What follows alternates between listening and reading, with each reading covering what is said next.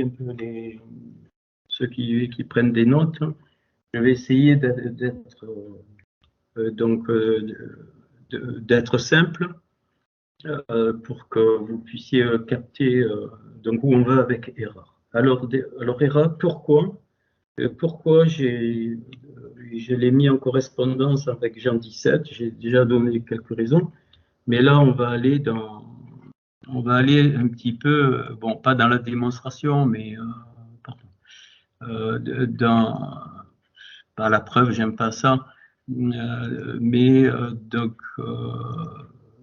dans des éléments qui m'ont amené à ça.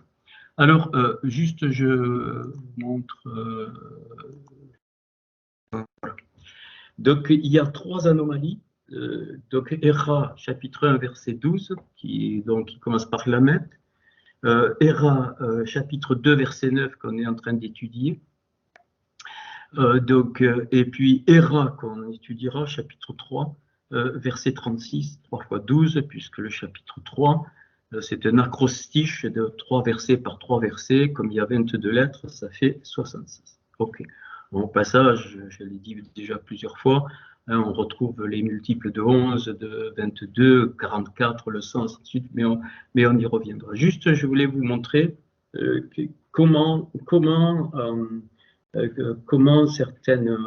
voilà, c'est des choses que j'ai eues personnellement, qui ne viennent pas de juifs, ça, pas du tout.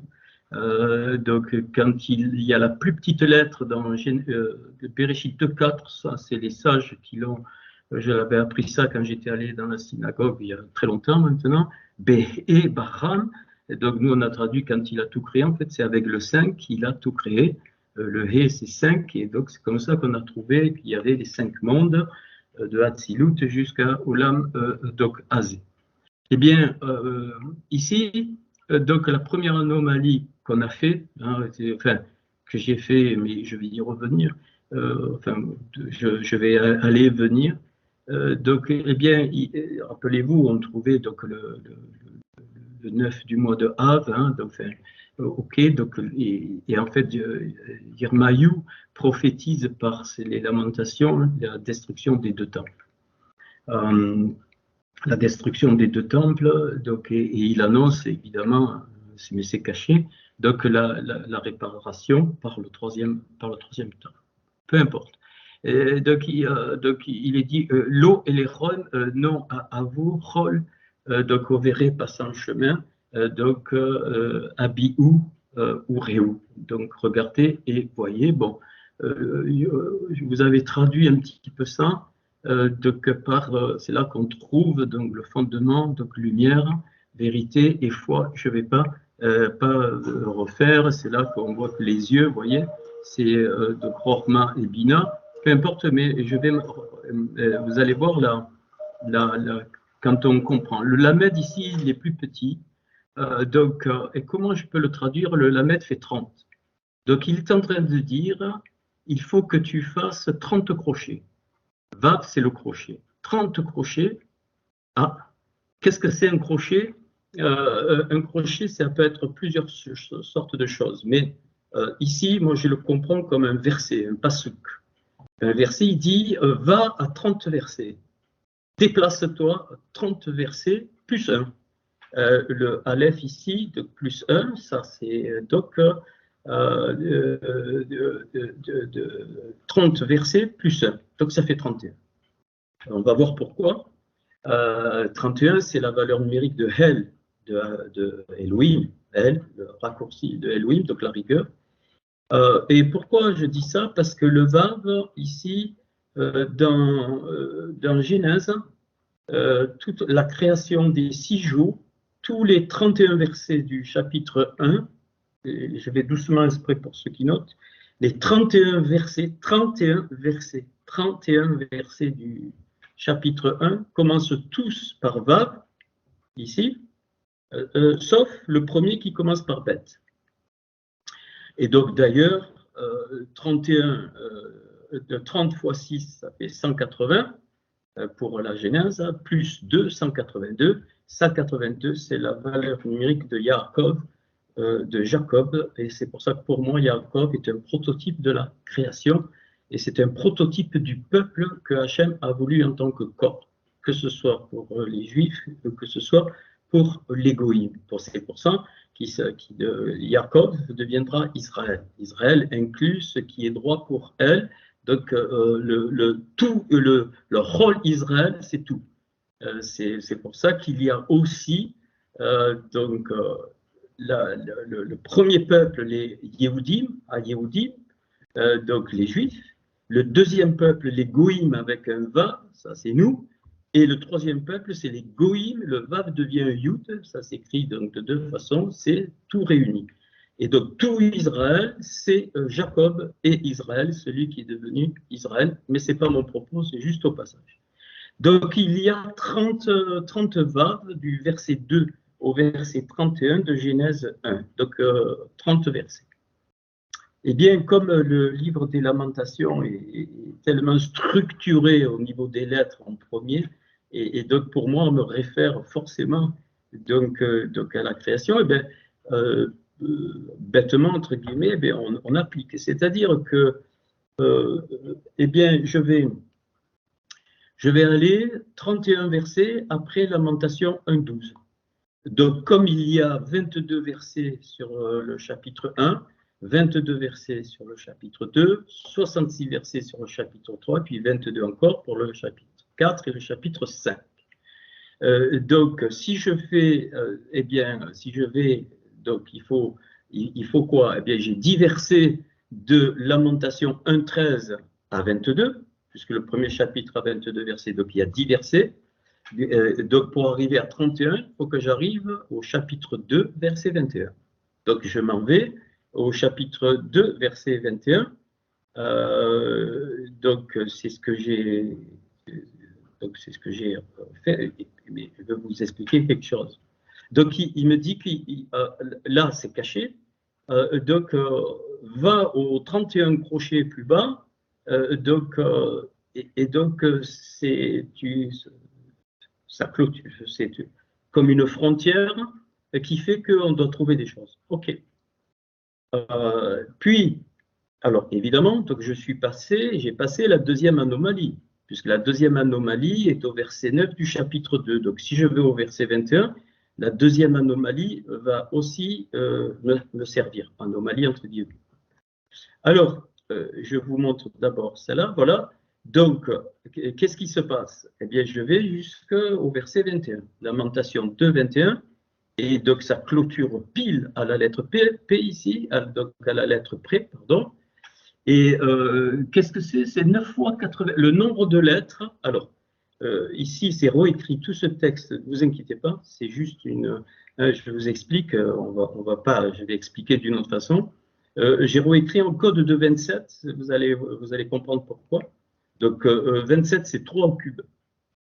Donc, c'est le nombre de la réparation, c'est les 27 lettres qui suivent le bête de la création, il y en a 28, mais le bête est plus grand, donc il y en a 27 qui déroulent toute la création. Donc, ça me plaît, ça me plaît, et c'est 27 fois 33. Donc 27 fois 33, alors ça doit donner un nombre, je ne sais plus, tu peux le faire, c'est pas un souci. Mais ce qui me plaît, c'est 9 fois 99. Et le tête dont on parle, TVU en français, ou tête qui vaut 9, les 9 baou, donc les 9 requêtes glorieuses, cachées, ce que tu veux. Donc ça commence à intéresser. Alors, quand j'ai trouvé ça, c'est génial. Donc, ça fait donc 27 fois 33. Et donc, alors, je ne sais plus combien ça fait, hein, ça m'est égal. Donc, et 9 fois 99, c'est très facile, c'est 3 à la puissance 4 qui multiplie 11. 3 puissance 4, c'est 81, c'est 3 fois 3, 3 fois 4 fois. Donc, c'est 9 au carré, tout ce que tu veux, mais peu importe. Et donc là,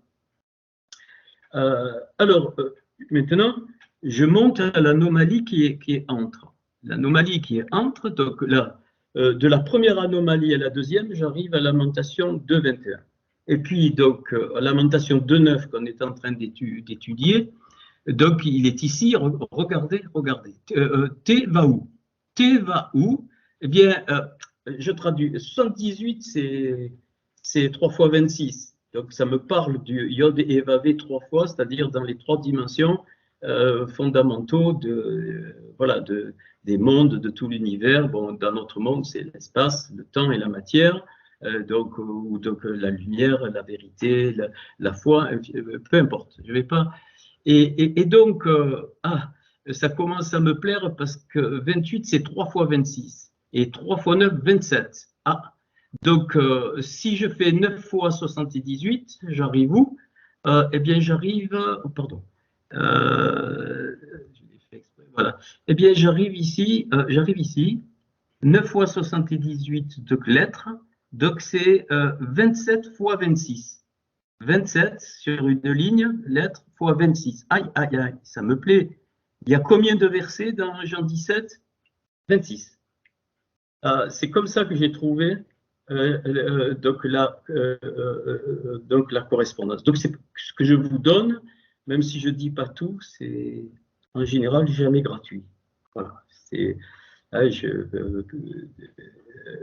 Voilà.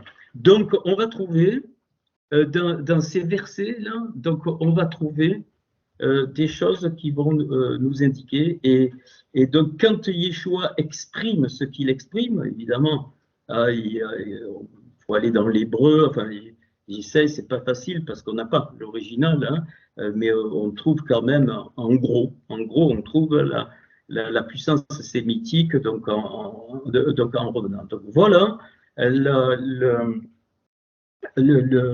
donc ce texte. Donc ce texte me réfère à la réparation 27 par l'Éternel 26 de tout ce qui s'est passé.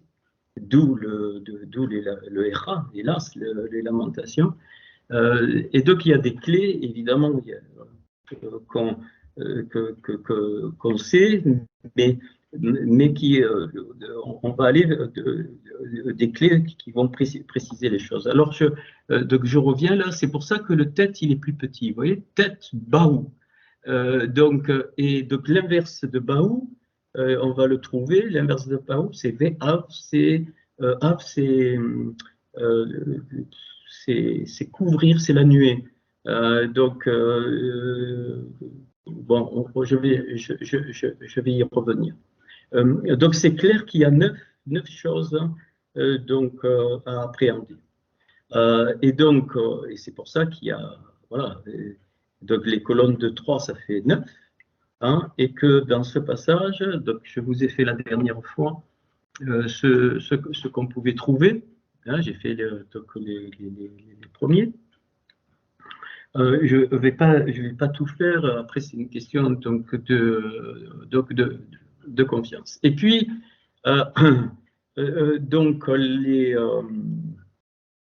évidemment, j'ai recherché ce qui a cadré, donc j'ai recherché où donc Yeshua sort par code, donc là, je vous l'ai montré, donc c'est ici, donc voilà, ici vous avez le Nun, ce qui vient de le Yud, le Shin, puis vous voyez le Vav, donc le Ein, ainsi de suite. Bon, mais ça, c'est pas. Mais ce qui est très intéressant, c'est quand j'ai trouvé la Béchora, donc qui est ici, Béchora, et c'est tout ça, c'est cette trouvaille qui a cadré tout le reste. C'est pas gratuit que la Béchora sort par code de 54, c'est plus que 2 fois 27, et puis il y a 27 lettres sur une ligne, donc 2 fois 27, donc Béchora, 54, c'est Beben. Beben, c'est le principe du Fils. Je dis bien le principe. Hein, j'ai du mal à employer ça, mais je suis obligé d'employer les mots. Donc voilà, c'est pour ça qu'il est dit que c'est par le Fils qu'il a tout créé. Mais pour moi, le Fils, c'est pas le Fils chrétien. Pas du tout. Aujourd'hui, fini. Ça, non. C'est le principe du Fils, c'est-à-dire le principe du Adam Kadmon, qui avait à sa disposition les 3 éléments fondamentaux de sa propre création et qu'il va dérouler, donc avant même qu'il y ait quoi que ce soit, donc partout. OK. Voilà, je vous montre un petit peu pourquoi c'est pas gratuit. Et donc, on le fera, mais je ne vais pas faire tout ce soir. Donc, ici, puisqu'il y a 26 versets, que Jean 17, pas 26 versets, pardon, il y a 26 lignes, hein, les versets, ils sont indiqués ici. C'est-à-dire, cette lettre, c'est le verset 9. Cette lettre, c'est le verset 10, et les lettres en rouge, je vous le répète plusieurs fois, pour ceux qui regardent les planches, les lettres en rouge sont les débuts de versets, et les lettres en bleu sont les débuts de mots. Donc, ceux qui vont un petit peu dans l'hébreu, ben, tu t'y retrouves, tu te retrouves donc facilement. Donc, chaque ligne va me donner donc une indication sur chaque verset de Jean 17. Chaque ligne ici va me donner une indication sur chaque verset de Jean 17, puisqu'il y en a 26, et ici, donc, il y en a 26 donc aussi. Ce que j'ai trouvé de délicat, c'est que l'ouvrage que Yeshua a achevé, il a achevé entre 26 ans et 33 ans. Ça, c'est moi qui l'ai trouvé avec ça. C'est-à-dire, il a eu 7 ans. On dit qu'il a eu c'était 3 ans, mais on oublie qu'il était déjà, quand il discutait avec les docteurs de la loi, il dit mais d'où lui viennent cette sagesse, et bon, ils ne se sont pas aperçus que c'était le Mashiach. Mais je ne parle pas de la personne de Yeshua, de la personne chrétienne. Je vais vous dire quelque chose qui va vous choquer, ça va vous choquer. Beaucoup nous sommes marqués par un faux Yeshua imprimé par les églises. Et je veux démonter ça. Un faux Yeshua. Faux. On a une idée de Yeshua, elle est fausse. Et là, il y en a qui vont accepter, il y en a d'autres qui n'accepteront pas. Mais ce n'est pas mon propos. Moi, je vous livre ce que j'ai trouvé. Après, c'est tout. Donc, on a tous été imprimés par un faux Yeshua. Il y a le vrai Yeshua, le vrai Mashiach, la vraie réduction d'Adam Katman. Je vais donner quelques signes. Et puis, il y a le faux. Et le faux est répandu. Tout ce qu'on a entendu sur la personne de Jésus, c'est faux. C'est faux, ça. Imprimer des choses fausses, y compris sur le salut, y compris sur la croix, y compris sur plein de choses. Plein de choses, bien sûr que c'est des choses qui sont réelles, mais il faut les recadrer dans la vérité. C'est mon propos en étudiant Echa. Ok, donc je vais donc ce soir je vais vous faire donc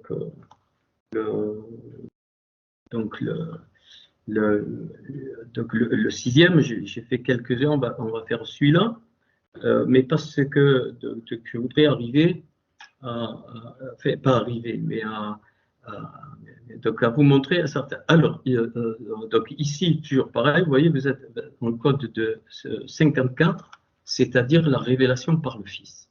Ça, c'est la révélation par le Fils. 54, c'est Bébel. Ok. Alors, si je vais donc à la fin, alors les 5 premiers, c'était dans l'ordre, c'est normal. 5 et 4, rappelle-toi, il y a 5 rois, 4 rois. Il y a 5 livres de la Torah, 4 évangiles. Il y a 5 parfums, 5 aromates pour l'onction et 4 pour les kétorètes.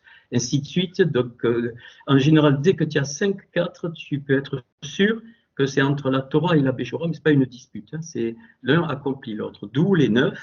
Et donc, les 9 petits secrets, enfin, je prétends rien du tout. On en a vu 5 et je veux voir avec vous donc le sixième. Alors, ici, donc, les 5 premiers étaient à l'endroit, et puis je me suis dit, les 4 autres, ils risquent d'être à l'envers. Donc, on va faire un, mais on va remonter. C'est-à-dire, là, on descendait, hein, quand on trouve donc ici la Béchora, la croix, la Tsalav, le bois, enfin, ce que je vous ai fait, je vais faire un petit rappel la dernière fois. Et donc, ici, on va remonter. Alors, pour remonter, il faut aller à la fin. Et qu'est-ce que je m'aperçois à la fin? Le dernier mot en code que j'obtiens pour le sixième, eh bien, c'est Baou à l'endroit. Bet, Aïn et Vav. 78, qui me réfère à la clôture juste avant, là, où on s'arrête à 78 fois 9, donc versets. Donc, et Vav, c'est, eh bien, je vous l'ai dit, donc la nuit. Alors, je vais rappeler les cinq premiers qu'on a fait la dernière fois. Et cette fois, j'ai rajouté les versets où la racine de chaque mot que je vous indique intervient. Donc, on va le voir. Donc, le verset 2 de Jean 17 correspond à la première trouvaille tout à droite du grand tableau. Je reviens ici. Voilà, ici, donc voilà, quand je remonte ici, pardon, que je descends, puisque voilà, donc 1, 2, 3, 4 et 5. 1, 2, 3, 4 et 5. Et donc la structure est toujours la même. Vous voyez, ça descend, ici ça va descendre, ainsi de suite. Alors on peut changer les colonnes, mettre ici, mais c'est pas grave, c'est cyclique, donc il n'y a pas de souci. Je m'amuse pas avec ça, je veux vous montrer la puissance de la parole donc de la Torah. Donc, la première colonne, donc on avait trouvé donc à Farouaëla, donc il bouleversera sa tente. Clair, on comprend le message. Il correspond pour moi au verset 2 de Jean 17. On y reviendra. La deuxième, c'est donc Veyagiru, et donc il répandra le souffle, la rouar, donc on le sait, il dira lui-même, si je ne m'en vais, je ne pourrai pas vous envoyer le souffle, donc qui vous conduira dans toute la vérité, et pour moi ça correspond au verset 4 de Jean 17. Donc ça c'est les 5 premiers baous, les 5 premiers secrets glorieux, comme tu veux. Puis, ce qu'on a vu, donc, Yitiv, Bepato, Beshora, les haines. Alors là, c'est Beshora, c'est en toutes lettres, c'est la bonne nouvelle. Donc, j'établis avec sa part, c'est-à-dire avec son œuvre, avec ce qu'il va faire, j'établis avec sa part, quoi eh bien, la Beshora. Et je vous ai dit que le Torah, c'est la même chose que Beshora. Avec la Torah, c'est Betorah, mais le Shin devient Tav. C'est pas pour rien que le fils de remplacement de Abel sera Seth, c'est-à-dire Shin et Tav. Ça annonce prophétiquement qu'il y aura donc la Torah, et qui sera pas remplacée mais complétée, c'est le complément de Abel qui est parti et qui deviendra Beshora. Donc les haines pour eux, sous-entendu, pour eux, c'est-à-dire pour tous les êtres humains, et en particulier pour les goïs. Puis on a vu, alors cette référence particulière de Veia, et Eia, donc crochet clou, donc qui réfère évidemment donc à la croix, donc la nuée, et alors ça c'est l'hébreu un petit peu, donc Ad c'est une autre forme de nuée. Donc l'autre, je reviendrai, vous voyez, Ad ici, c'est la porte de ce qui vient d'Atsilut. Donc c'est la nuée, dans le sens, l'origine de la nuée. Donc ça vaut 5. C'est avec les 5, Dalet c'est 4, et He, c'est 1, ça fait 5. Et donc, Eya, par les clous, entre guillemets, ce que tu veux, donc déclenchera la nuée. Donc ça c'est l'hébreu, on peut le traduire comme ça, déclenchera ou fera apparaître, peu importe. C'est-à-dire la nuée originelle, c'est-à-dire ce qui a donné les 4 mondes, plus le monde d'Atsilut, donc les 5 mondes. Donc déjà là, donc à ce niveau, vous voyez que la croix la substance de la croix est bien supérieure et au-delà de ce qu'on connaît. Donc c'est vraiment. Et les crochets ici, les crochets, le vav représente la Torah. Le vav représente l'homme, mais le vav aussi, dans la tradition juive, représente la Torah. Et c'est pour ça que le aleph, il a un vav couché. couché, et il a deux Yud. Un Yud en l'air, alors il est là le Aleph, il a un Yud en l'air et un Yud en bas. Et le Vav ici, donc ça représente la Torah, donc le sang des lettres, qui fait la réconciliation avec les eaux d'en haut, les mondes d'en haut, et le monde d'en bas. C'est ça le Aleph. Et tout ça, ça vaut 26. Aleph, ça fait 1, mais le Vav, ça fait 6, le Yud fait 10, et il y a deux Yud, ça fait 10 et 10, 20, et 6, 26. Donc la marque de Yod et Vavé, c'est ce Aleph, évidemment, c'est l'origine de tout. Et le Vav, qui représente la parole, vous voyez, il y en a deux, Vavé. Vavé, c'est les crochets, c'est le crochet, ou mon crochet. Et Vavé, pourquoi deux Vav? Eh bien, déjà, il y a deux Vav qui sont allés dans chaque main, et chaque main ici, tout à l'heure, il nous a parlé du 29, Jean-Marie, 29, c'est ma main, avec ma main. C'est quand Hachem intervient, c'est sa main. Hein, c'est toujours sa main. Et donc, les deux Vav, c'est qu'il y aura donc un Vav pour la Torah et un Vav pour la Béchora. Qu'est-ce que je suis en train de dire? C'est-à-dire, il faudra que les Juifs soient reconstruits par l'énergie de la Torah et que les Goïms soient reconstruits par l'énergie de la Béchora. Je ne parle pas de la Béchora des chrétiens. Je reviens parce que je le sais, hein, c'est tellement, il faut vraiment qu'on avance parce qu'on n'est pas juif. Ok. Et puis donc, le Yud ici, qui représente le 10, eh bien, ça va être une seule marque dans les deux pieds réunis de Yeshua, et donc le clou donc, qui est beaucoup plus fort que le 6 ici, et qui va donc aller dans les réguilines, c'est-à-dire dans les pieds.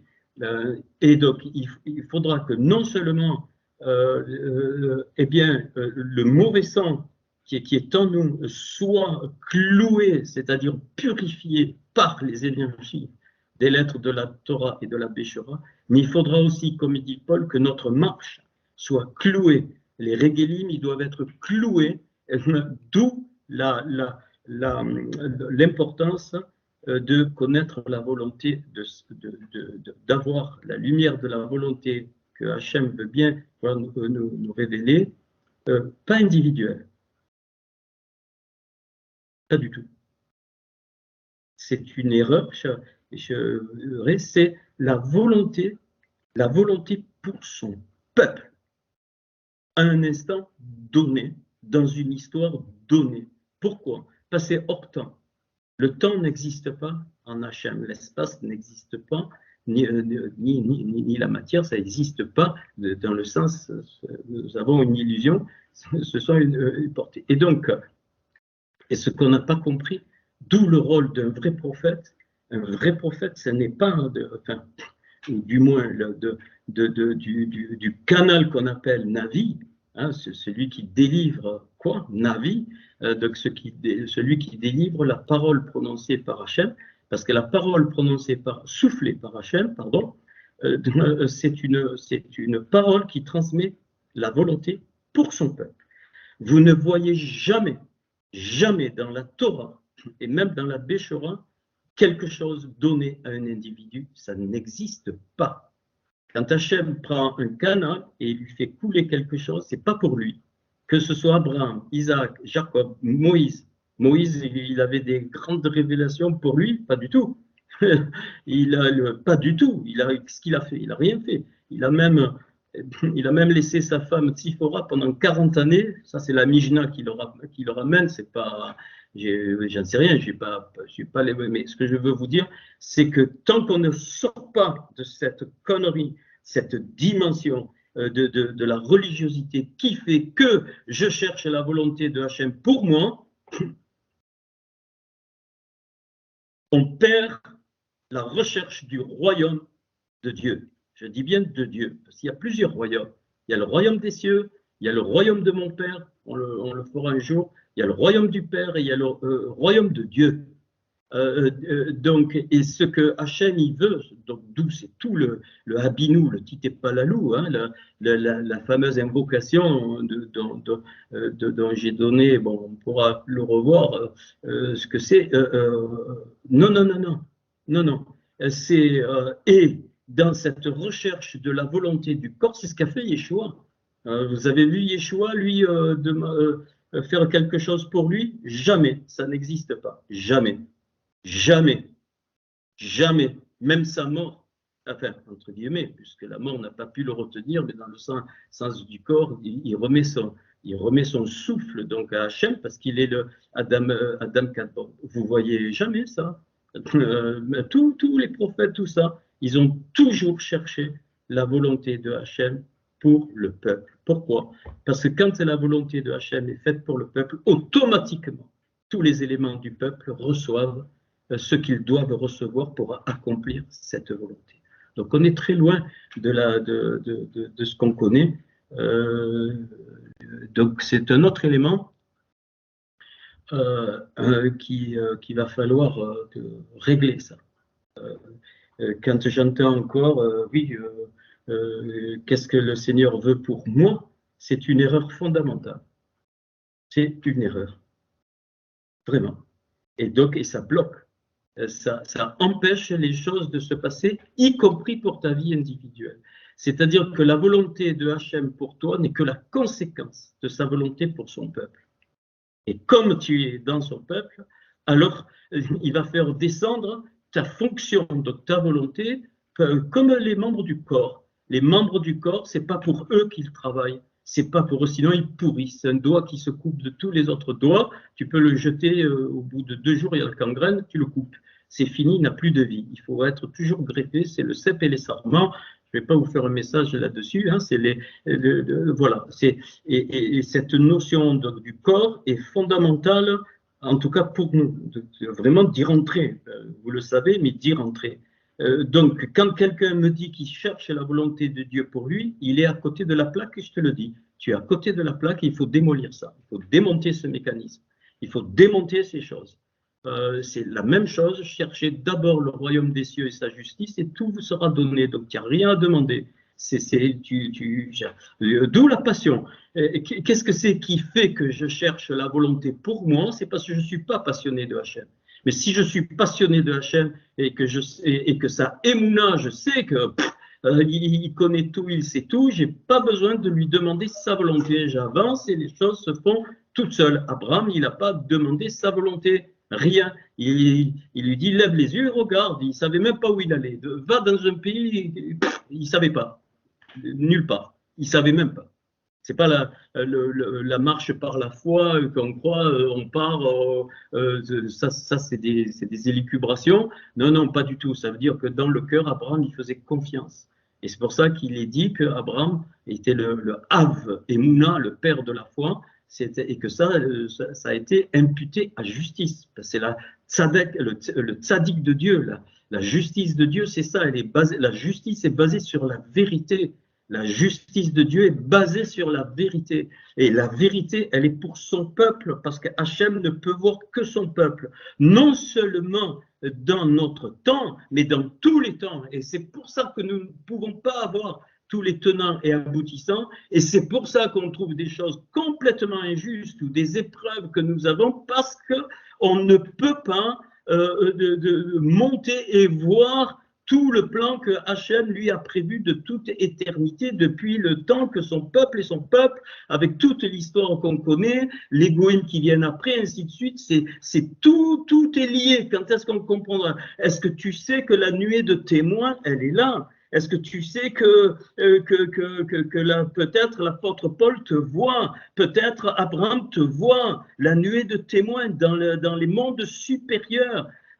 Et leur étincelle, on va le voir, leur étincelle eh bien, redescend périodiquement, bien aimé. Il faut comprendre, tu n'es pas seul, mais qu'est-ce que c'est cette histoire? Non, le corps ne se réduit pas au corps d'aujourd'hui, même dans ce que tu appelles la Kohéla, non, il est universel, il est ad. c'est-à-dire Ain, Dalet, Shema, Israël, Adonai, Erad Adonai, Elohenu. Il y a les deux grandes lettres Ad, c'est-à-dire éternité, témoignage, dans le sens corps. Le corps est éternel. Il sort du Adam Kadmon, je ne vais pas y revenir. Et donc, on ne peut pas. Nous avons une vision trop restreinte de l'ensemble, mais Hachem, il a le Ad, c'est-à-dire le Ain et le Dalet. Tout le corps depuis Adam, depuis tout. Et donc les choses qui arrivent, même l'histoire, c'est pour ça que le mot histoire, donc en hébreu, c'est soteria, c'est-à-dire le secret de Yah. Soter, c'est le secret, c'est ça qui a donné Esther. Soter, c'est le secret caché, ce qui est caché de Yah. Ce qui est caché de Yah, c'est l'histoire. Et aucun être humain ne peut comprendre cette histoire. Et c'est pour ça que dans sa vie qui lui est donnée, eh bien, le souci de l'être humain, et ça ne m'étonne pas ce que nous a dit Jean-Marie, les horreurs qui sont en train d'arriver, parce que ce ne sont pas des êtres humains, mais l'être humain, il est grégaire. C'est-à-dire que l'être humain, Hachem l'a voulu grégaire, c'est-à-dire comme participant à un corps. Hors du corps, l'être humain, ce n'est plus un être humain. C'est impossible. Et c'est pour ça que les gens se réunissent, ils ont besoin de se parler, de se voir, c'est un des signes. Donc, tout seul, ça n'a pas de sens. Un être humain tout seul n'a pas de sens. Okay. Donc, c'est ça. Donc, ici, ok. Et donc, une partie des clous, hein, donc une partie de ce que fait le clou, donc c'est la purification du sang donc, et de la marche, donc des mauvaises énergies en nous et de la marche, elle est liée au corps. Parce que tu le veuilles ou pas, nous sommes membres les uns des autres, même avec ceux qui sont morts déjà, avec tous les disciples qu'il y a eu, tous ceux qui ont servi Hachem, tu fais partie avec eux d'un même corps qui aujourd'hui n'est pas encore fini. L'ouvrage n'est pas encore fini, il doit se finir. Et dans cette dimension, alors, évidemment, les choses n'ont plus du tout, donc tu ne peux pas avoir la même vision des choses qu'avant. Ce n'est pas possible, ou alors, ok. Et donc ça, je l'ai fait correspondre au verset 8 de Jean 17, ben on va y revenir. Puis, bon alors là c'était évident, hein, donc le Jean 17 verset 11, donc la cinquième révélation, donc le bois, c'est le seul mot, donc Aleph et Aïn, qui au passage, ça veut dire la Aïn, c'est la source, l'œil, hein, c'est la source du monde d'Atsilut. Hein, donc, ça veut dire, là, il y a la démonstration que le principe du bois, c'est-à-dire le principe de la croix, c'est le principe de la création, le source du monde d'Atsilut. Donc, le et, ça, c'est l'article. Donc, le bois, la poutre, et évidemment, lui crucifié, ça, on l'a vu la dernière fois, Ayat Salvo, c'est-à-dire qu'il va donc purifier tous les mondes supérieurs, enfin purifier. Donc, planter les clous, la Torah et la Béchora dans les mondes supérieurs pour purifier, planter la marche par la Roar, c'est pour ça que c'est la Roar qui nous conduit aujourd'hui, parce qu'il a planté les clous, et la Roar, eh bien, délivre quoi? La parole, le Yud. Le Yud, c'est la parole, la semence. Délivre. Et c'est pour ça qu'il est dit d'un Jean, il vous conduira, enfin, en parlant de la Roar, il vous conduira dans toute la vérité, il ne parlera pas de lui, ainsi de suite, ainsi de suite. Et donc on connaît tous ces passages, c'est ce que, voilà, l'origine donc vient de là. Alors après, je ne sais pas pourquoi il fallait qu'il y ait un souffle, ça j'en sais rien, c'est un mystère, mais c'est réel. Hein, donc c'est réel. Alors on est un peu loin de. Alors pareil sur ce que c'est la marche dans l'esprit. Il y a beaucoup de choses à remettre en question. Il va falloir. Ok. Donc ça c'est un petit donc résumé, peut-être pas pour certains. Puis on va attaquer celui d'aujourd'hui. Donc je vais essayer d'aller. Alors cette fois c'est à l'envers. Comme je vous ai dit, 5 et 4, donc là on attaque donc le quatrième, et donc Et celui-là, donc le Baou ici, on le remonte à l'envers. Et donc, on remonte ici. Donc, tac, tac, tac, tac, tac, tac. Et puis après, ben oui, il faut un petit peu. Alors, voilà. Alors, qu'est-ce que ça donne? Vous allez voir. Donc, ça. Alors, ça, quelque chose de plus qu'intéressant. Alors, donc chaque lettre, évidemment, s'accroche dans un verset, donc dans un mot qui va nous. Je vais commencer par par la première, mais bon, déjà, je vous donne la vue d'ensemble. La vue d'ensemble, c'est donc Ve'av, ce que j'ai trouvé en tout cas, Milé. Donc, vous voyez, vous avez le mot à mot. Alors, Av, c'est l'autre. Maintenant, c'est plus la nuée qu'on avait de l'origine de la création, c'est la nuée libérée. Av, c'est Ain Bet, c'est 72. 72, c'est particulier. Dans Baou, vous avez 72. Regardez, à Baou, il est à l'envers. Bet, Ain et Vav, donc ça fait 2 et 70, 72 et 6, 78. Hein, c'est Baou à l'envers. Donc VA, c'est alors la nuée au sens quelque chose de caché, de couvert. Et c'est aussi donc un degré de profondeur.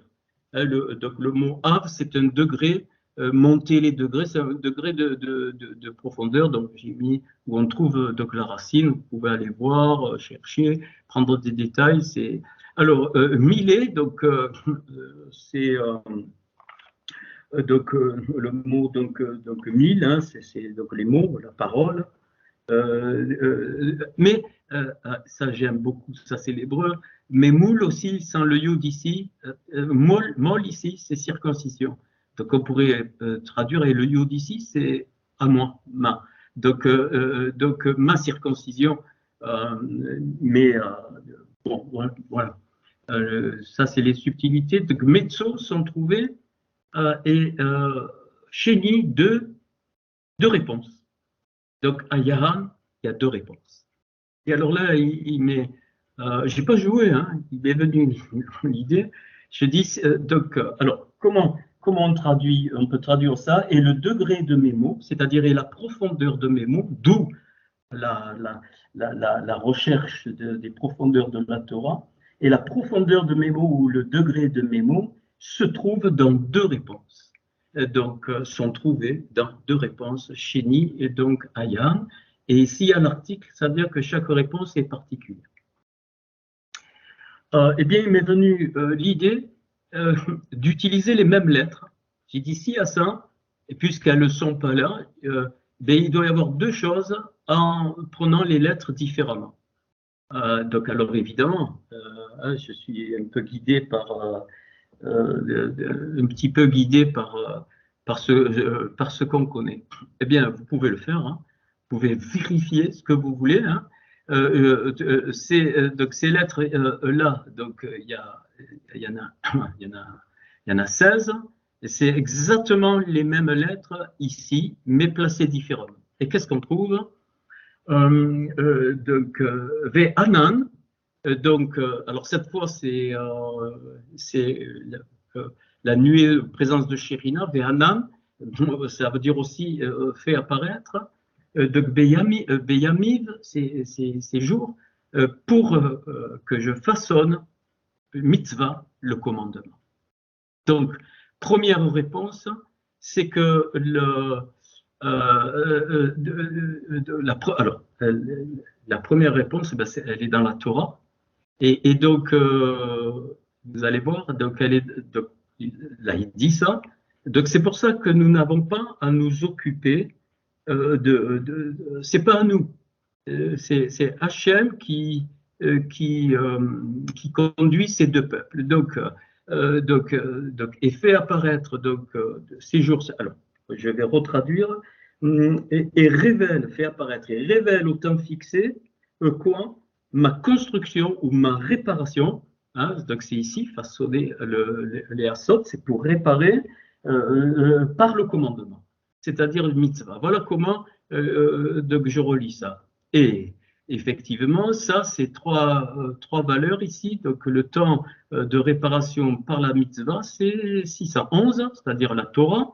Enfin, Torah, c'est des choses un peu à savoir. 611, c'est Torah. Et avec le bet ici, le 2, donc c'est avec la Torah, 613, ou les 613 commandements, les 613 mitzvot, donc qui sont évidemment dans la Torah. Donc, Hachem veut des... alors, pourquoi j'ai mis des bâtisseurs? Parce que le bâtisseur, c'est banim, c'est la même racine que les fils. Donc, c'est ceux qui sont extraits de la nature du Mashiach et qui manifestent Rochma et Bina, parce que Rochma et Bina fait Anan, comme les yeux, c'est la même valeur, ici. Et chose remarquable, c'est que ce message, il est pour les Juifs. C'est ici, mon message, mais l'Ari Yehudim, ça fait 176. Donc, mon message pour les Juifs, c'est qu'à son temps, au temps fixé, eh bien, ils seront reconstruits par le commandement. Ça ne veut pas dire qu'ils ne sont pas candidats à la révélation de Yeshua Mashiach. Donc ça, c'est la première réponse. On transforme un peu, toujours les mêmes lettres. Et là, on obtient Ve'aïn, donc, et la source, ou l'œil et source, c'est le même mot.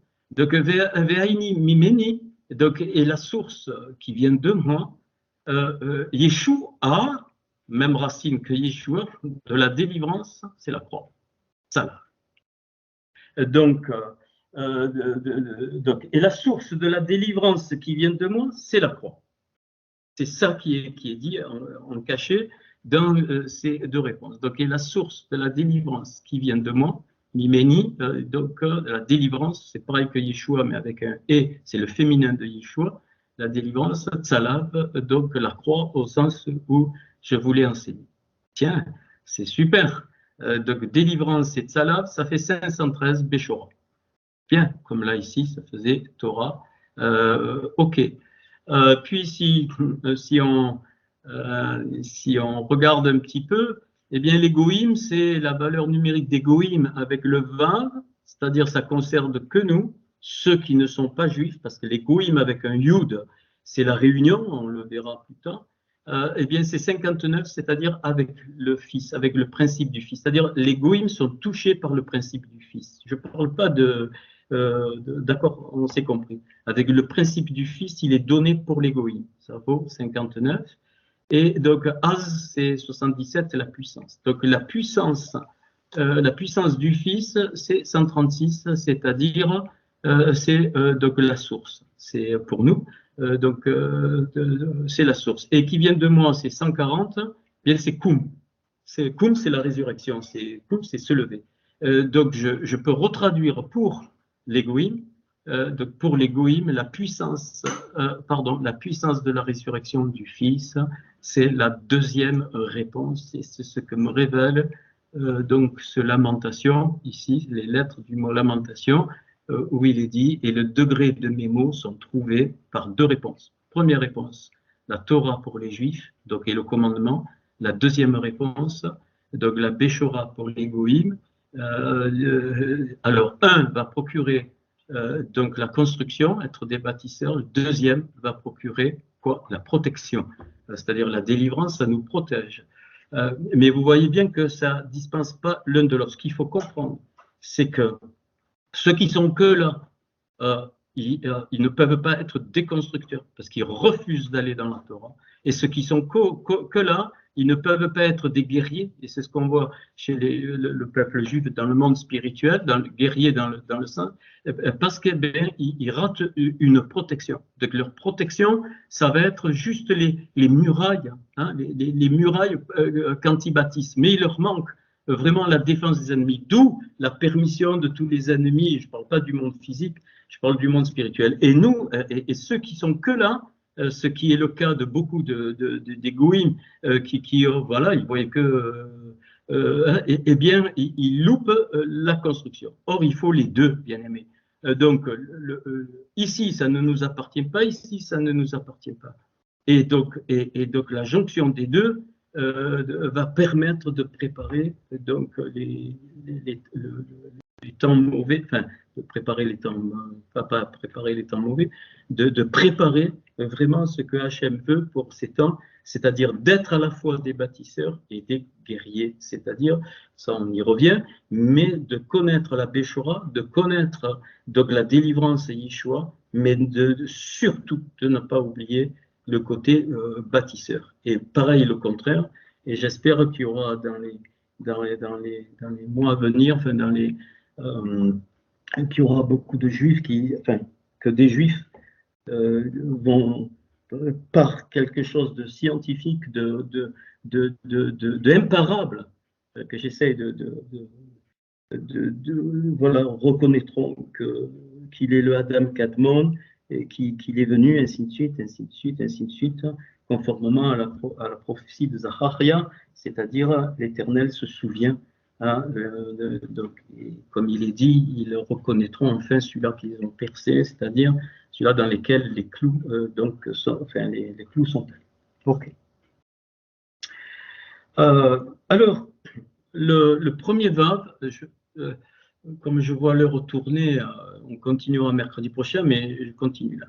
Le premier vav, il appartient donc au mot Betuleti, Lamentation 2, 21, où il nous est dit que les nards, les jeunes hommes, se sont couchés, les Akins, les anciens, se sont couchés, et les vierges, donc et mes vierges, Betuleti, se sont aussi couchés. Et là, quelque chose qui est alors, je vais peut-être enlever. Voilà, vous devez me revoir. Betuleti, mes vierges.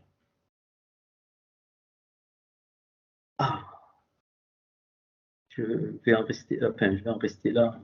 On continuera mercredi prochain. Pourquoi ce passage qui est clair rudement, eh bien, s'accroche dans mes vierges? Betuleti. C'est-à-dire, bon, au premier niveau, celles qui n'ont pas été polluées, entre guillemets. Alors, ce verset 21, alors, Ephrate 21, on prend, j'aime bien donc le mot à mot. Alors, donc il est dit, Chavou, les arêtes sont couchés. Ça veut dire, c'est l'attitude d'une prostituée. Sont couchés. Donc, Chavou, c'est vraiment se soumettre. Donc, à terre, donc, à Tzot dans les rues. Alors, Nar, c'est le jeune homme, c'est-à-dire tout ce qui est guerrier, couché. Zaken, ancien, c'est les constructeurs. Les Zaken, c'est des constructeurs couchés. Et les jeunes filles, enfin les vierges, Betulati, donc couchées. Donc on comprend où ça nous renvoie. Donc à la prostitution, mais pas la prostitution qu'on croit. Non, pas du tout, pas du tout. Ils se sont couchés devant quoi? Eh bien, bon, il faut relire tout le. Sont couchés. Donc, et il parle des jeunes gens sont tombés par l'épée. Donc, Béyom, au jour de ta colère, et tu as égorgé, et tu n'as pas donc épargné. Ce qui est là, est un jugement du remplacement, dans le sens substitution. Pourquoi je dis ça? Comment j'ai trouvé ça? Bon, déjà le verset, il est clair, mais beaucoup mieux. Quand tu fais la valeur numérique de mes vierges, Betuli obtient 848, note ça, 848. 848, ça veut dire de Metarat. Ah, Tarat, ça s'écrit Tav, Ret et Tav. 808 plus le même devant, Ça veut dire ce qui vient du remplacement. OK. Donc, on va direct, et là, on va comprendre. Enfin, on va comprendre. On pense à quoi là, le mot Tara est employé, tiens, dans Exode 21, Exode 21, je ne sais plus les versets, je crois à partir du verset 23 ou 24, j'en sais rien, enfin, 3 versets par là, où il est parlé, il dit, écoute, quand deux hommes se disputent, et puis s'ils touchent une femme enceinte, c'est qu'il n'y a pas de mal, ben c'est bon, ils payent une amende, c'est puis on ne comprend pas qu'est-ce que c'est cette histoire. Et puis si la femme enceinte, eh bien, elle a du mal, eh bien alors il va falloir faire quoi? Œil pour œil, dent pour dent, main pour main, pied pour pied, meurtrissure pour meurtrissure, plaie pour plaie, âme pour âme. Il y en a 8. Alors tout le monde, c'est la loi du talion. Mais non. Maintenant, réfléchissons. Les vierges, qui se sont couchées, c'est, j'y vais, hein, on a remplacé quoi? On a remplacé œil pour œil, l'œil de Hachem par, par l'œil de la religion. On y va. Tout ce passage œil pour œil, dent pour dent, c'est exactement la description de celles qui étaient vierges, mais qui se sont couchées et qui sont devenues des prostituées, pas prostituées dans le mauvais sens du terme, la prostitution due à tout ce que l'homme a inventé à partir de la Torah et de la Béchora. C'est ça le grand mensonge. J'ai donné un message il n'y a pas longtemps. Le grand mensonge, et c'est pour ça que dans le jardin d'Éden, le Narash, il n'est pas venu, il est venu avec un tarat, il est venu avec un remplacement. Comment il a fait le remplacement? Eh bien, il a jeté une vérité, ça c'est le principe, et il l'a couvert d'une subtilité qu'on pouvait comprendre de deux façons. C'est pour ça qu'il lui dit non, non, tu ne mourras pas. Qu'est-ce qu'il dit? Il dit mout, les mourants ne mourront pas. Regarde le texte en hébreu, tu verras mout, mais et donc se sont fait avoir. C'est exactement l'état d'esprit d'une Narash. Et c'est pas pour rien que Narash c'est 358, Mashiach c'est 358, mais Shatan c'est 359. 359. Il rajoute 1, c'est-à-dire la religion rajoute toujours le 1 de quoi? Le 1 de nous on sait. Non, tu sais rien du tout. Je ne sais rien du tout. Rien.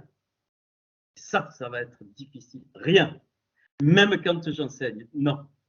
C'est le milliardième du milliardième du milliardième du milliardième, mais tant que tu veux, de la révélation de Hachem. Bien sûr qu'il y a des pour vous montrer la grandeur de Hachem. Et donc, il y en a 8. Donc il lui dit Nefesh pour Nefesh. Bon, on comprend. Bon, je ne vais pas le faire parce que dans les détails, hein, sinon il faudra peut-être le cours prochain. Nefesh pour Nefesh.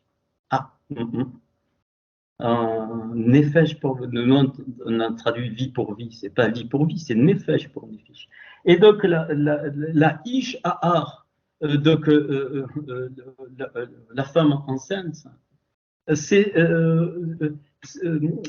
représente là celle, Ar, c'est pareil, c'est la montagne. Ar 205, c'est la lumière. Ar, c'est la montagne, c'est pour ça la femme enceinte, elle a une montagne. Donc, elle est féminisée, donc ça fait 210. 210, c'est quoi? C'est la vie par le commandement. 21, c'est Eye, Hacher, Eye, c'est Eye. Et le Yud, le 10, c'est le commandement. Elle est enceinte, elle a la vie du commandement. Elle a la vie du commandement. Et deux hommes se battent Deux hommes se battent, c'est les disputes de doctrine, ils se battent. Et donc, s'ils touchent la femme enceinte, c'est-à-dire les vrais enfants du Seigneur qui ont la montagne, qui ont donc la lumière, donc la vie, la lettre vécue, c'est ce que j'ai compris. Ok, c'est bon. Donc, il y a une amende. Enfin, elle ne va pas dans le malheur. Mais si cette femme enceinte est touchée par le malheur, c'est-à-dire elle se laisse entraîner par la dispute de mots, la dispute de débilité mentale, tout ce que tu veux dans la religion, de tout ce que tu veux dans les principes, pas que ne dis pas moi je j'appartiens plus à rien du tout, c'est non non, je parle dans le cœur, qui est encore dans le cœur, tout le monde a, c'est une lutte à quelque niveau que ce soit, y compris moi, je me mets dedans, on a encore des parties où la femme enceinte peut être heurtée. C'est-à-dire, on est enceinte de la Torah, la lettre vie, mais on a des parties où on peut être heurté. Et dans ce cas-là, alors c'est œil pour œil, dent pour dent, c'est-à-dire tu peux pas mettre. Et Hachem, il dit non, non, non, il faut reconstruire. C'est-à-dire, il faut retourner à l'ensemencement de la femme, c'est-à-dire chacun de nous, en tant que corps, revenir à la vérité de la Torah qui donne la bonne semence de la Béchora, par la Emouna, retourner vraiment à cette lumière et avancer pour qu'il n'y ait pas œil pour œil, dent pour dent, c'est-à-dire qu'il n'y ait que l'amende. C'est-à-dire quoi? Le rachat, pas Jésus m'a sauvé, il faut arrêter avec ces bêtises. Le rachat de quoi? Le rachat de la parole par les clous, l'œuvre de la croix. Alors à ce moment-là, je serai exempt, c'est-à-dire quoi? Que je vais être petit à petit libéré par le vrai Yeshua, libéré par le vrai Yeshua Mashiach, de tout ce qui a pénétré en moi et qui a fait un changement de passé. Et ne dites pas ça, ça ne me concerne pas. Ça nous concerne tous ensemble ce soir. Tous sans exception, y compris moi.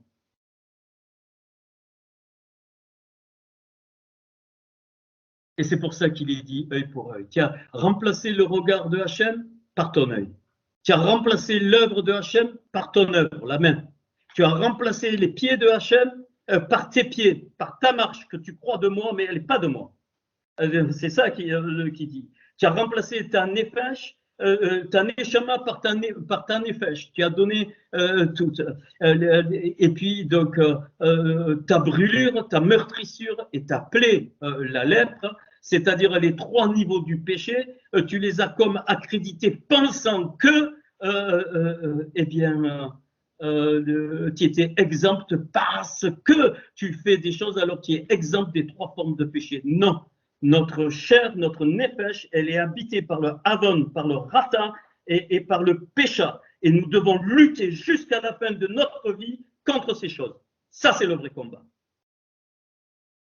Quand je comprends ça, c'est pas que je deviens parfait, c'est pas que je deviens ça y est, c'est fait. Non, non, non, sinon tu serais plus là.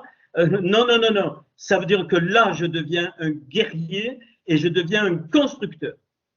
Je deviens un guerrier et un constructeur à ce moment-là.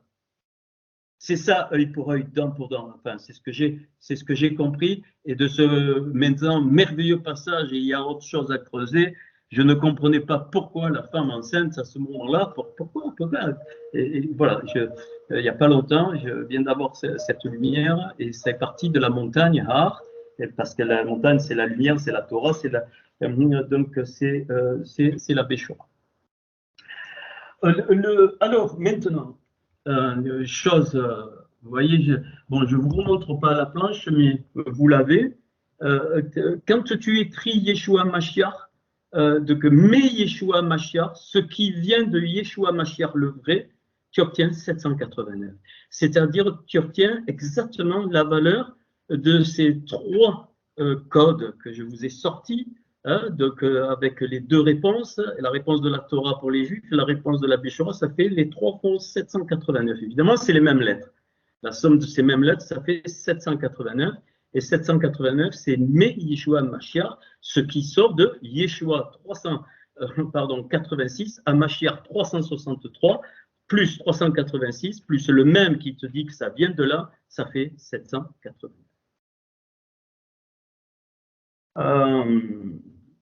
Or, deux seuls versets ont pour valeur 749 et qui nous donnent le critère du vrai Yeshua, du vrai Adam Kadmon réduit en Yeshua Mashiach. Job chapitre 15 verset 3, magnifique. Job chapitre 15 verset 3, il est dit donc au Rera Bedavar Lo Yisekon, donc premier signe, résonne-t-il avec la parole non utile? Une parole utile où je retraduis une parole utile qui porte du fruit, c'est Jean 15. Le vrai critère du Mashiach, le vrai critère de l'onction, c'est que la parole porte du fruit. Vous vous rendez compte? Je redis, on rera bedavar lo isekon, c'est-à-dire mot à mot, résonne-t-il avec une parole non utile? Utile pour le corps, entre parenthèses, non utile. Aïe, aïe, aïe, aïe, aïe, aïe, et là je vais être ravageur. Combien de choses complètement creuses, Avel, vanité, Aveline, des vanités. Vanité des vanités. Vous savez que, je ris, mais j'ai pas envie de rire. J'ai pas envie de rire. Vanité des vanités. La valeur, ça fait 122. Salab, la croix. C'est que la croix, dans le sens où je l'ai prêché, la vraie croix, qui va briser vanité des vanités, mais mieux. Les vanités, c'est 87. Et 87, c'est Tevaou. Tiens, Tevaou, se sont enfoncées les portes. Vous allez voir, je vais peut-être vous en faire un ce soir. Se sont enfoncées les portes dentaires, se sont enfoncées dentaires, pardon, les portes, ainsi de suite, lamentation de vanité, des vanités. C'est une parole non utile. Ok, puis continue, Vemilim lo oil bam, c'est-à-dire des mots qui ne profitent à personne, c'est-à-dire des mots qui ne cherchent pas un intérêt quelconque de profit. Incroyable. Deux critères fondamentaux du vrai Mashiach qui sont à l'opposé de ce qu'on trouve dans les églises. Les églises font le contraire. Et le principe qu'on a pris là-bas, c'est le contraire. C'est-à-dire que nos paroles sont inutiles. Pourquoi? Parce que nous ne la vivons pas, bien-aimés. Ce que je vous donne, en tout cas, une grande partie, je le vis. C'est un témoignage, ce n'est pas de l'orgueil, je le vis. Et bien sûr, j'ai encore des parties à corriger, mais je le vis, bien-aimés. Or, la majorité des personnes, c'est pas vrai. Ils entendent, ouais, c'est bien, c'est super. La preuve, c'est qu'on passe à autre chose très facilement. Non, non, non. Voilà, donc deux choses. Puis, voilà, c'est deux choses fondamentales, donc des paroles qui ne portent pas de fruits et des mots qui cherchent un intérêt, vous les connaissez, tous les intérêts. Pensez à Exode 21, œil pour œil, dent pour dent, ce que je vous ai dit. Magnifique. On a remplacé.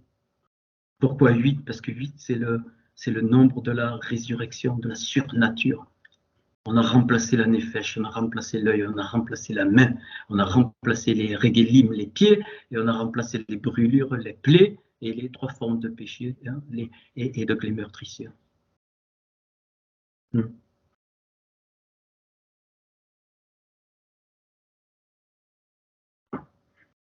Deuxième verset qui fait pile 749, et il n'y en a pas d'autre dans toute la Torah, dans tout.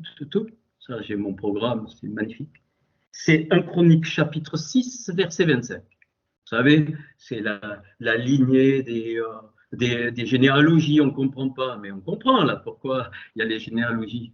Aucune généalogie n'est inutile. Moi, j'en apprends plein. Dans les généalogies, vous allez voir. Qu'est-ce qu'il est dit? Donc, il est parlé, bon, il cite fils de Basséia, fils de Miraël, Rarel, fils de Basséia, fils de Mélika. C'est tout, ça fait 749. Ah bon? Ok. Maintenant, on va dans le sens. Donc, Ben Michaël, Qui est semblable à Hachem? Premier point, du vrai Yeshua. Qui est semblable à Hachem? Le vrai Yeshua Mashiach va poser cette question. Qui est semblable à Hachem? Michael. Qui est semblable donc à Hachem? Il manifeste quoi? La gloire de Hachem. Jean 17. Deuxième, Ben Baseya. Donc, Yah a façonné, il a accompli par sa volonté, c'est son œuvre.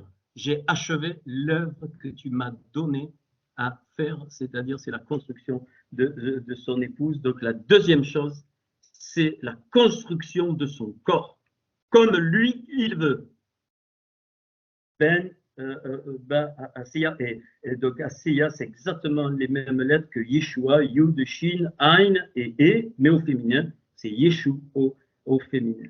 Et le dernier, Ben Maleria, vous avez compris, Ben Maleria, c'est-à-dire que fils de Yah et roi, la royauté. Donc on retrouve gloire, autorité, royauté dans ces trois noms. Et ça, c'est les trois caractéristiques du Mashiach, du vrai Mashiach. Le reste, poubelle. Plus les deux qu'on vient de donner tout à l'heure, le reste, dégagé. Les vrais critères, ils sont là. Et ils sont forcément liés, c'est d'une évidence, hein, le dévoilement de la royauté, de la gloire, ils sont forcément liés donc à la Torah, à la Béchora, c'est obligatoire. Bon, je ne peux pas développer ça. Et puis le Jean 15 qui me parle évidemment de la parole donc utile et, et des mots qui ne cherchent pas leur intérêt. Quel que soit, même tout petit, un intérêt quelconque, c'est signe que ce n'est pas le bon Yeshua avec lequel tu es. C'est un faux. Et le faux Yeshua, il fait 750. Pourquoi? Parce que quand tu traduis Yeshua Mashiach, ça fait 749, mais je vous ai dit tout à l'heure que Shatan, il rajoute 1 en plus. Donc si tu mets Yeshua Shatan, donc le Yeshua de Satan, tu obtiens 750. Et celui-là, il est très très subtil, et donc il me renvoie à œil pour œil, dent pour dent. Pourquoi? Parce qu'il est dit, voici, psaume 33, verset 18, une vérité incroyable, mais qui va être transformée. Voici ce qui est dit, Hine ein, voici l'œil. D'où œil pour œil, dent pour dent, on a compris.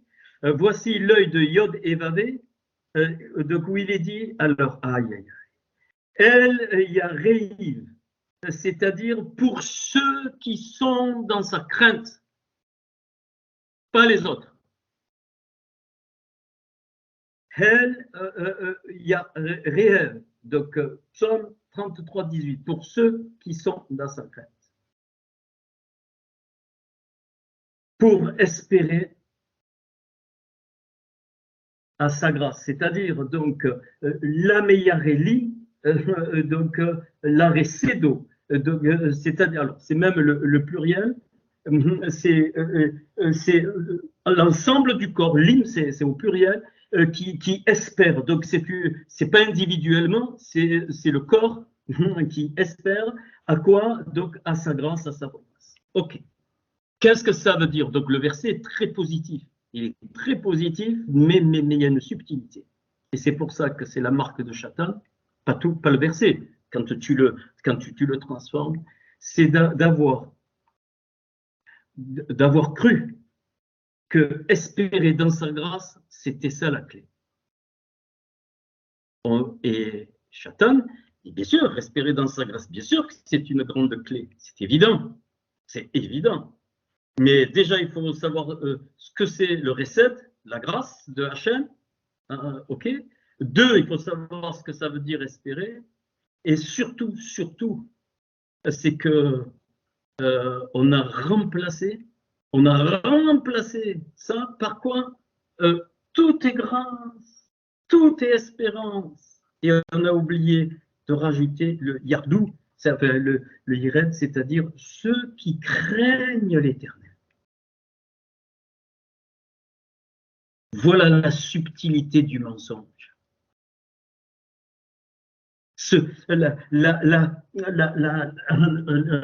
Le cordon, le mot espérance, c'est cordon, c'est la émouna, la confiance. Et donc, sa grâce, c'est le recette, c'est l'accomplissement de la vérité. C'est quoi? C'est quoi? C'est que la grâce, on l'a transformée. Ça c'est pareil, c'est incrusté en nous, ça. Incrusté, il faut le désincruster, je ne sais pas comment. Non, la recette est plus exigeante que la rigueur. Pourquoi? Parce que, je l'ai déjà dit dans un des messages, parce que la recette de la grâce, pour ouvrir l'être adamique et révéler le Adam Kadmon, il a fallu que le principe du Fils soit crucifié. Alors qu'avant, c'était les animaux, nefesh pour nefesh. La nefesh des animaux, elle était tuée, le sang coulait de la nefesh des animaux. Mais maintenant, c'est plus la nefesh des animaux, c'est la nefesh du principe vital de la création qui a créé Adam Kadmon, le premier Adam de l'apôtre Paul, et qui devient évidemment le Adam d'après. Et donc, c'est qu'une seule fois ça apparaît, et là tu as la clé. Là, tu as la clé. C'est d'avoir. Tout est grâce. Tout est grâce. Tout est grâce. Ça a entraîné quoi? On a fait de Hachem notre larbin, notre domestique, celui qui doit tout faire pour nous, celui qui ne peut pas permettre, celui qui est obligé de me bénir, celui qui est obligé de s'occuper de moi. Voilà ce qui s'est passé. Et ça, c'est la marque de Chatan, 750, psaume 33, verset 18. Maintenant, ceux qui le craignent, elle est où la clé, la subtilité? C'est-à-dire, ben oui, évidemment, ceux qui le craignent, c'est quoi la crainte? C'est prendre conscience de la grandeur de Hachem. Tant que tu ne prends pas conscience de la grandeur de Hachem, tu ne peux pas le craindre réellement et tu vas tomber dans une fausse espérance et une fausse grâce. Ce qui s'est passé tout autour, tout. Il faut bien comprendre que Hachem, c'est terrible. Hachem, il est dit que c'est quelque chose de terrible que de tomber dans les mains du Dieu vivant. Oui, c'est terrible. Et si nous n'avions pas les mérites de Yeshua, nous serions condamnés parce que nous ne sommes pas juifs. Donc nous serions condamnés. Mais donc cette recette, elle est immense. C'est qu'il n'a pas que donné, il n'a pas donné le sacrifice des animaux. Et donc, il est préfiguré par Isaac, mais il a donné lui. Mais je ne parle pas je parle pas du sang physique et ni du corps physique. Je parle du sang spirituel du Adam Kadmon et du corps du Adam Kadmon. Donc, tu as été crucifié avec lui si tu prétends appartenir au corps. C'est pour ça que Paul, il dit, j'ai été crucifié avec lui. C'est pas pour nous de ah ouais, ça y est, je suis crucifié avec lui. Non, c'est ça. C'est parce que tu viens du Adam Kadmon. Alors forcément, lui, il a été crucifié. Je parle du monde spirituel, donc forcément, nous sommes crucifiés avec lui, d'où la notion du corps. C'est pour ça que Paul, quand il parle alors ne me parlez pas ça a été inventé, mais je ne le fais pas aujourd'hui. Qu'est-ce qu'il dit? Il parle dans Corinthiens de discerner le corps. Il dit sinon, abstiens-toi. Il parle tu crois, il n'a pas institué la Sainte Seine, hein, Paul, ça c'est l'invention des hommes, je le ferai un jour. Non, il faut déménager ces salades idolâtres. Ça ne fait pas partie, pas partie du tout. Non. Il dit, tu discernes pas le corps, Relis, tu verras. C'est au premier niveau. Tu ne discernes pas le corps. C'est ça, discerner le corps. C'est-à-dire, je ne suis pas indépendant de toi, mais pas que dans ma vie physique. Dans l'origine de ma vie, que si réellement je viens du Adam Kadmon et que je fais partie, que je participe donc à la réalité du corps spirituel donc au travers des mérites de Yeshua. Ça, c'est une dimension qui est... Ça, c'est sûr que ce n'est pas la grâce qu'on entend prêcher dans les milieux religieux. Hein. Ça a été remplacé, Nefesh pour Nefesh. Et donc, et c'est pour ça que si la femme enceinte est heurtée, elle va avorter, bien aimé. Elle va avorter. Elle ne pourra pas garder l'enfant. Comme le vin nouveau ne peut pas rester dans les vieilles outres. Comme les pierres précieuses ne peuvent pas être données aux chiens et mettre notre face devant les pourceaux. Comme la semence qui tombe dans la mauvaise terre, elle ne portera pas de fruits. C'est pour ça qu'il y a ce passage. Ok. Et puis je vais finir par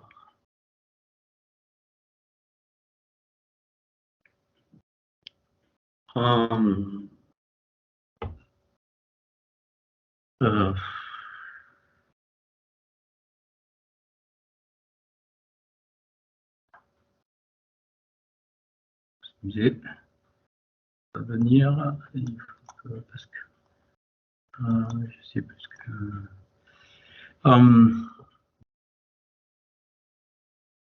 voilà.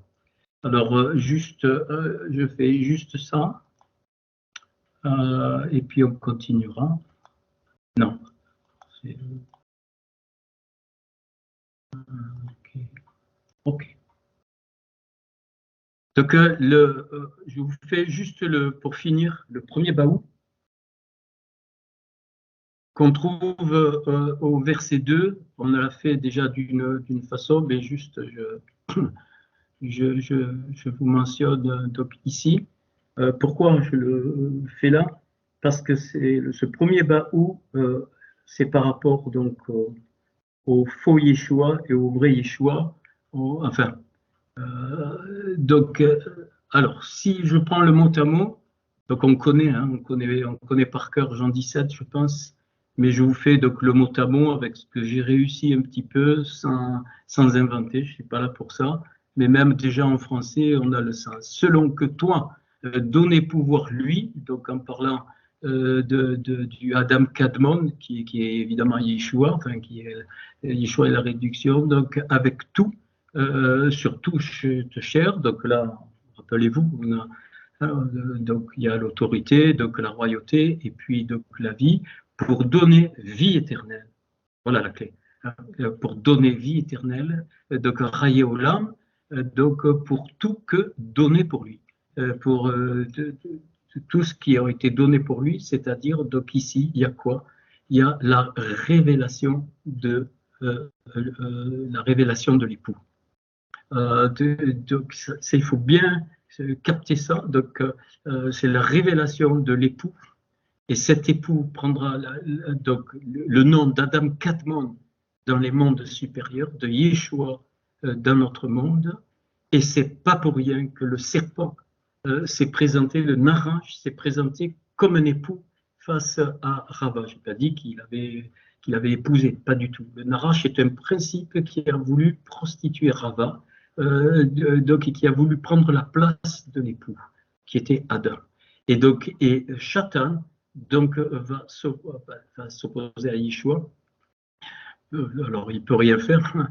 Et c'est pour ça qu'il est dit que donc le talon écrasera donc la tête donc du serpent. Alors pourquoi? Parce que vie éternelle, c'est à la même valeur que donc l'époux. Donc ici, ce premier baou, c'est la révélation.